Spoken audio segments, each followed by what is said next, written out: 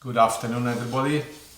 Last time I said that the spaghetti tomato sauce was the most requested recipe, but actually I suddenly realized the spaghetti Bottarga is the most requested one, and I'm going to show you that today. It's a very simple recipe, very few ingredients. There's Bottarga, as you can see. This is vacuum packed, slightly soft. You can keep this in the vacuum pack just as a garnish to the dish. As you can see, that's another Bottarga. I left it out for quite some time. You can keep it in the fridge for a long time, by the way. It doesn't go off. And you can see it's hard as a rock. And I grated already some before. You see, it's hard. So this is good for grating, and this is good for garnish, or to eat it, just normally like that. Sliced with lemon juice and whatever. We've got the spaghetti today. I'm going to use Barilla gluten-free. They fantastic, very good spaghetti gluten-free. Number 5, spaghettini, because I don't like thick pastas, and as my wife is gluten intolerant, so I use the spaghetti. I would say to use about 100 grams of pasta each, depends, but 80, 100, 110. That's the normal portion size for anybody to eat. Now I'll proceed and to show you what we're going to do. By the way, before in the ingredients, I forgot that there was a batter, which is left out all day so that you can actually scoop it out like that. So I would say a good scoop, and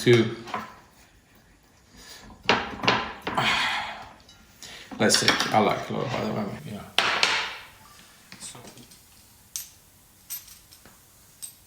Okay, so we got the batter in there. I'm gonna keep this grated Bottarga here. Next thing we do is we take a little bit of hot water and put to boil for the pasta there. So the pasta normally would be boiling there. Of course, a couple of pinches of salt.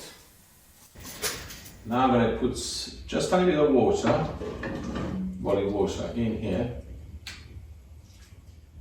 And then I'm going to try to soften this batter. At the same time, I'm going to put a little bit of Bottarga, like this.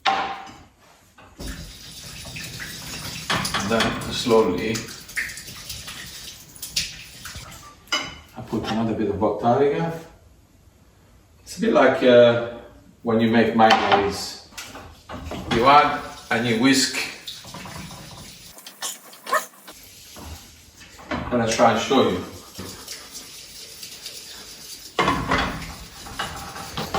Another bit more.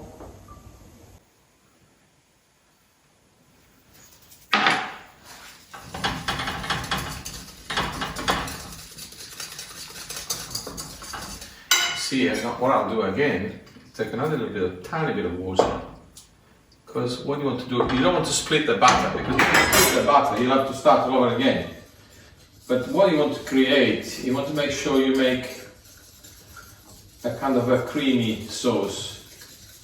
Not too thick, but not too thin. Okay, I'm going to move that there. I'm going to show you what you see. This is the batter. You can see the smoke, so it's slightly hotter. And so this is the stage when you prepare the sauce. I deliberately put 200 grams of pasta in here. So I'm going to put the pasta into the bowl, into the boiling water. A bit more heat. And we let it cook for 10 minutes. By the way, I forgot to mention that the Bottarga, we sell it in our shop, obviously, everybody comes to buy Bottarga in our shop.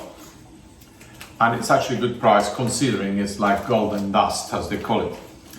And I want to tell you a bit more about, what I've done. I've taken off the vacuum pack.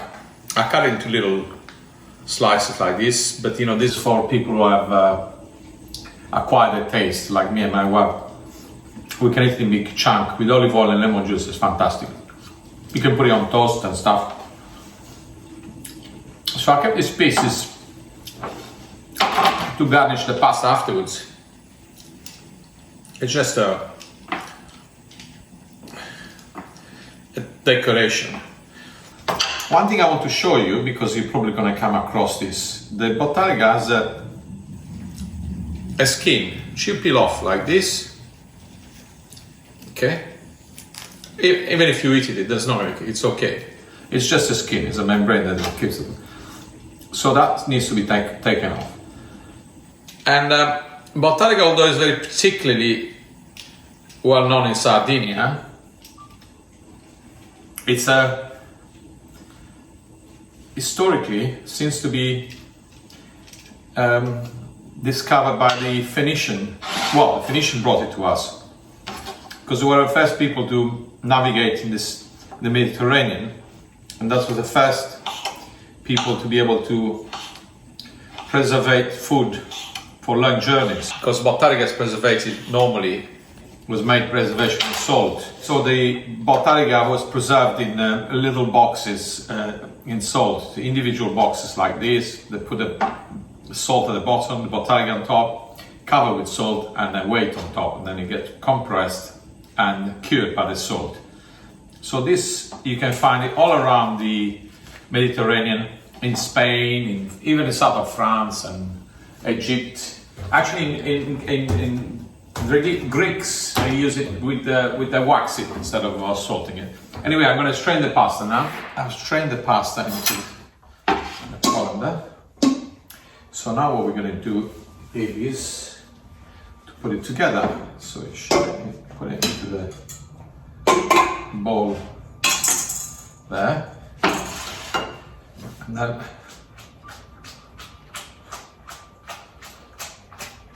do this same thing. Do this.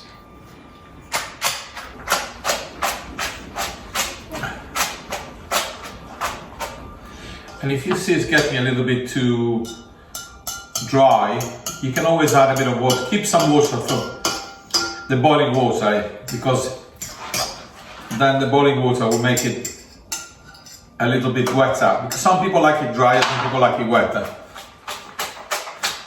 By doing this, not only makes it creamier, some of the starch comes out. So that's ready. So all we need to do is now this. If I can get it.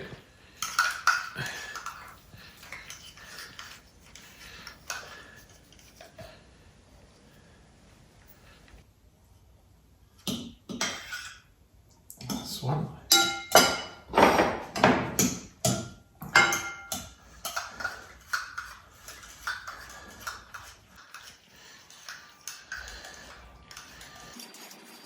Okay, you don't have to do this because this is it's a bit of a skillful thing to do, but it doesn't make a difference really.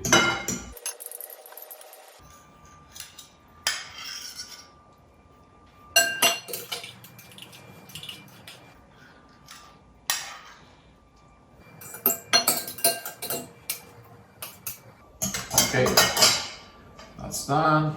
I've done my effort to try to build it up. That's kind of all the effort. Never mind. Okay, that's there. A little bit of garnish. This.